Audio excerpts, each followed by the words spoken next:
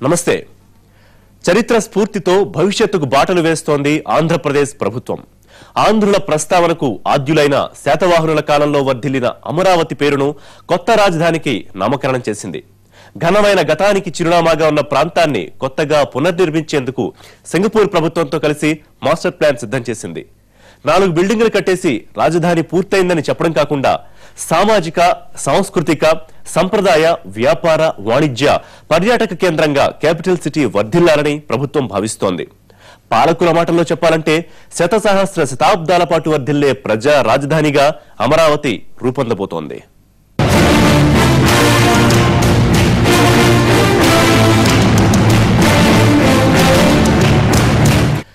ఆంధ్రప్రదేశ్ ప్రభుత్వం ప్రతిష్టాత్మకంగా చేపట్టిన రాజధాని నమూనా ఇది.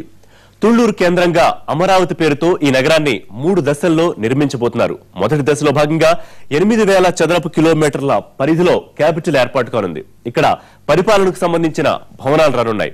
కృష్ణానది అభిముఖంగా ముఖ్యమంత్రి, గవర్నర్, ఇతర అధికారుల నివాసాలు, సచివాలయం వచ్చేలా మాస్టర్ ప్లాన్ లో రూపకల్పన జరిగింది. రాజధాని కోర్ ఏరియాలో ప్రస్తుతం 58 లక్షల మంది జనాభా ఉన్నట్లు ప్రభుత్వం చెబుతోంది. ఒకవేళ 2035 నాటికి జనాభా 1,10,00,000కు పెరుగుతుందని అంచనా. 2050 నాటికి 2 కోట్ల మందితో అమరావతి ఒక మెగా సిటీగా అవతరిస్తుందని భావిస్తున్నారు. ప్రస్తుతం చేపడుతోన్న నిర్మాణాలు కానీ, మౌలిక సదుపాయాలు కానీ భవిష్యత్ అంచనాల ఆధారంగానే నిర్మిస్తున్నారు. 50 ఏళ్ల తర్వాత అంటే ఇప్పుడున్న జనాభా రెట్టింపైన సరిపోయేలా రోడ్లు, డ్రైనేజు, ఇతర సౌకర్యాలు ఉంటాయి. ప్రజా రాజధానిగా అమరావతిని అభివృద్ధి చేయాలన్నదే సర్కార్ కాన్సెప్ట్.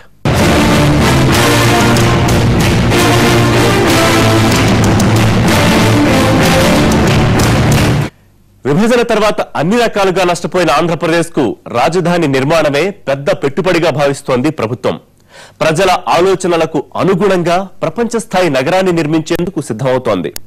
500 ఎకరాలు చాలదా, 4 బిల్డింగులు కట్టుకుంటే సరిపోదా అనే విమర్శల్ని పక్కకు పెట్టి ఆంధ్రులు సగర్వంగా చెప్పుకునేలా ప్రజా రాజధాని నిర్మాణం ఉంటుందని చెబుతున్నారు పాలకులు. అందుకే రాజధాని నిర్మాణంలో ఎక్కడా రాజీ పడ్డం లేదు.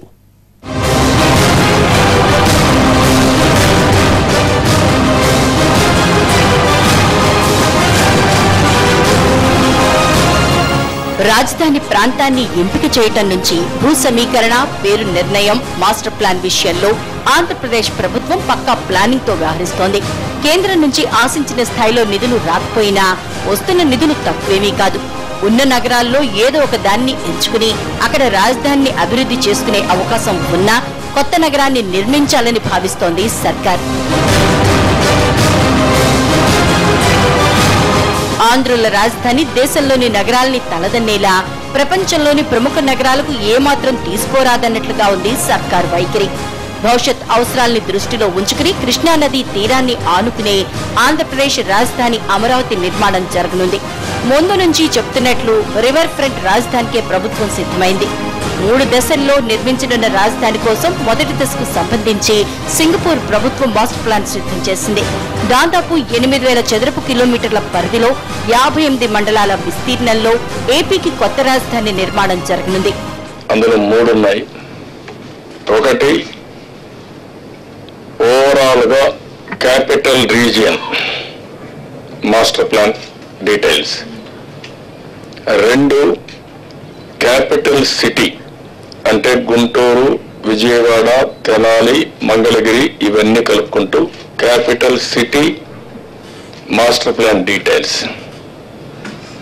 3 ఏదైతే ఇప్పుడు ల్యాండ్ అక్విజిషన్ చేశామో దానికి అదనంగా కొంత ల్యాండ్ తీసుకొని seed capital action plan details.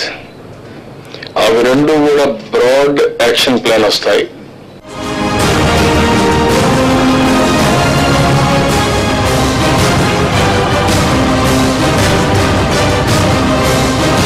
ఇందులో 122 చదరపు కిలోమీటర్ల పరిధిలో మొదటి ఫేజ్ లో ముఖ్య నిర్మాణాలు రానున్నాయి. దీనికోసం 30,000 ఎకరాల భూ సమీకరణ పూర్తయింది. ప్రపంచ స్థాయి మౌలిక సదుపాయాల కల్పనకు ఏపీ ప్రభుత్వం అధిక ప్రాధాన్యమిస్తోంది. రాజధాని అంటే పరిపాలన, కమర్షియల్ వ్యవహారాలు కాదని ప్రజలు నివసించే విధంగా ప్రజా రాజధాని నిర్మించాలనేది సర్కార్ లక్ష్యం.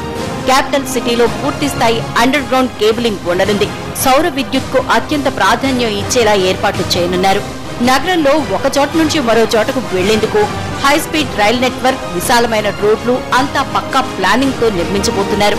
దేశంలో ప్రధాన నగరాలు ఎదుర్కొంటున్న ట్రాఫిక్ సమస్య అనేది ఏపీ కొత్త రాజధానిలో అసలు తలెత్తకుండా రోడ్లు, రైళ్ల నిర్మాణం ఉంటుందనేది పాలకుల మాట.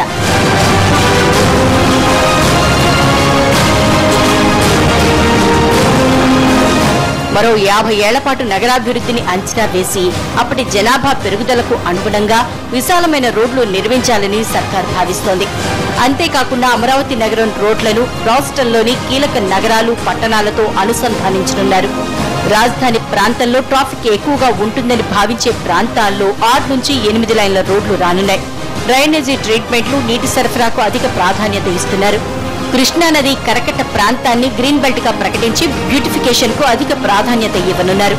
క్యాపిటల్ రీజియన్ ఏదైతే యాక్షన్ మాస్టర్ ప్లాన్ డీటెయిల్స్ ఉన్నాయో అది మేము రిపోర్ట్ ఇచ్చారు. రాబోయే నెల మే 15 లోపల capital city master plan details ఇస్తారు. జూన్ లో seed capital much more minute details అన్ని ఇచ్చి ఆ డీటెయిల్స్ బేస్ చేసుకుని అక్కడి నుంచి ఫర్దర్ గా కన్స్ట్రక్షన్ పోవడానికి అవన్నీ చేయడానికి ఒక రిపోర్ట్ సబ్మిట్ చేస్తారు.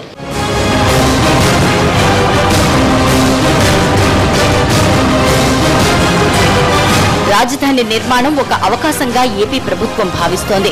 కొత్త రాజధానిలో అన్ని ప్లాన్ చేసుకుని అవసరాలకు అనుగుణంగా నిర్మాణాలు జరుపుకోవచ్చని అంచనా వేస్తోంది. ఆర్థికంగా ఇబ్బందులు ఉన్నా అన్నింటినీ అధిగమిస్తామని పబ్లిక్ ప్రైవేట్ పార్ట్నర్షిప్ తో నిర్మాణం సాగనుంది.